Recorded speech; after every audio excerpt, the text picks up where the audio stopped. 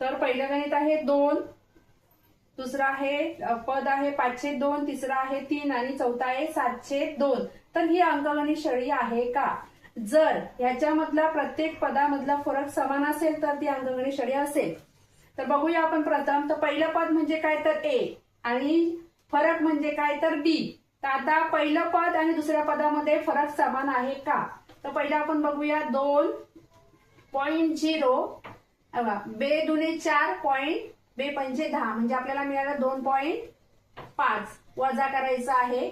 10तून 5 गेले, राहिले 5, इकडचा हातचा 1 दिला तर 2तून 3 गेले मायनस, तर काय मिळणार आहे वजा 1.5. म्हणजे फरक इथे आपल्याला कितीचा मिळाला आहे तर 1.5चा मिळालेला आहे. मग आता पुन्हा दुसरं पद आणि तिसऱ्या पदामध्ये कितीचा फरक आहे बघा. तर वजा 2.5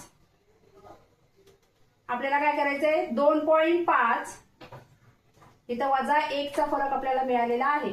तर आपल्याला इथे 2.5 वजा 3 किती मिळणार आहे 5. पुन्हा आपल्याला फरक कितीचा मिळाला 2 मधून वजा 3 गेले, उत्तर मिळालं वजा 1. पुन्हा फरक कितीचा मिळाला आपल्याला वजा 1.5.